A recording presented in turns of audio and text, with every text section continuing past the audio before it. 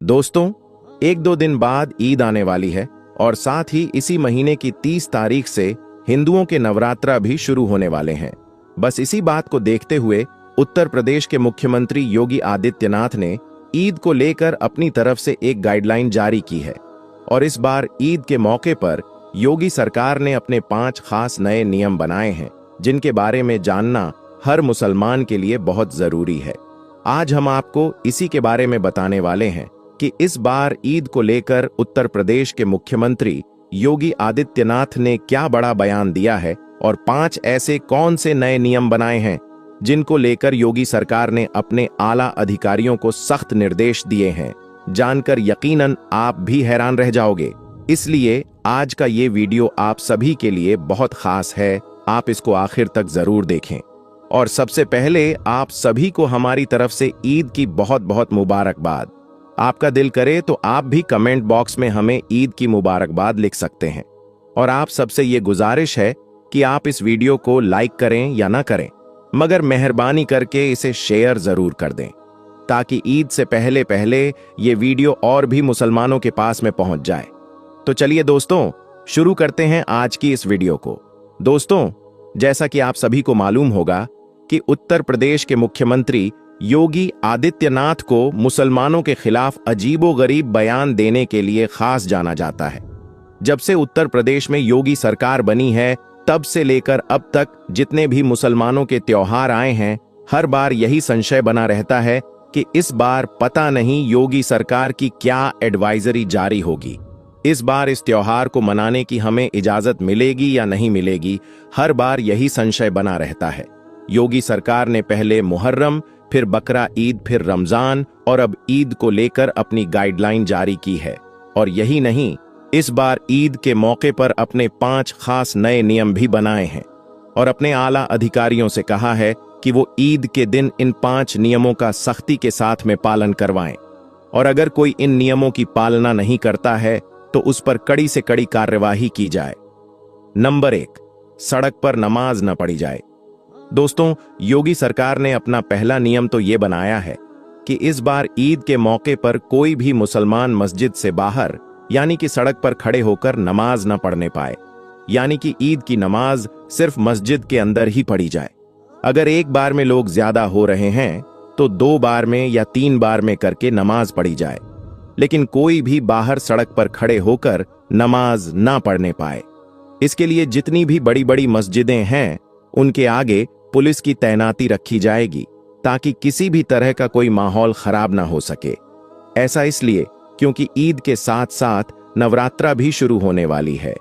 इस वजह से ईद के मौके पर किसी भी तरह की कोई लापरवाही बर्दाश्त नहीं की जाएगी।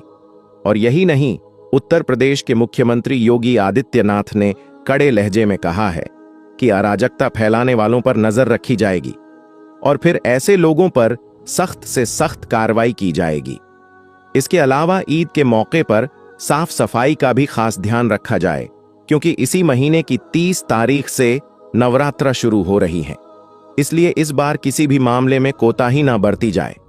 दोस्तों, योगी सरकार के इस बयान के बाद मेरठ की पुलिस ने बाकायदा इस बात का ऐलान भी कर दिया है कि अगर कोई इस बार ईद के मौके पर मस्जिद से बाहर सड़क पर नमाज पढ़ता हुआ दिखाई दिया तो उसके खिलाफ सख्त से सख्त कार्रवाई की जाएगी।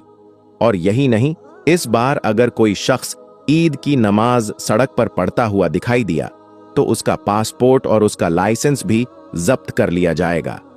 दरअसल ऐसा इसलिए क्योंकि पुलिस का कहना है कि पिछली बार हमारी मना करने के बावजूद भी काफी सारे लोगों ने सड़क पर नमाज पढ़ी थी। ये देखकर फिर हमने तकरीबन 200 लोगों पर मुकदमा दर्ज किया था, लेकिन फिर उनमें से तकरीबन लोग बाहर विदेश भाग गए थे। बस इसी बात को देखते हुए इस बार हमने ये नियम लागू किया है ताकि कोई भी बाहर सड़क पर नमाज ना पढ़ने पाए। और अगर कोई पढ़ता हुआ दिखाई दे दिया तो उस पर कड़ी से कड़ी कार्रवाई हो सके, यानी कि ऐसा करने वाला आरोपी विदेश ना भाग जाए। इसलिए ऐसे लोगों के पासपोर्ट जब्त किए जाएंगे। और यही नहीं, इस बार योगी सरकार का यह भी कहना है कि कोई भी ईद के मौके पर सड़क पर नमाज ना पढ़े और ना ही अपने अपने घरों की छतों पर कोई नमाज पढ़े। ईद की नमाज सिर्फ मस्जिद के अंदर ही पढ़ी जाए और अगर कोई इस आदेश का पालना नहीं करता है तो उस पर कड़ी से कड़ी कार्रवाई की जाए। और दोस्तों, यही नहीं, योगी सरकार के इस फरमान के बाद संभल पुलिस ने भी इस बात का ऐलान कर दिया है कि इस बार ईद के मौके पर कोई भी मस्जिद के बाहर सड़क पर नमाज ना पढ़े।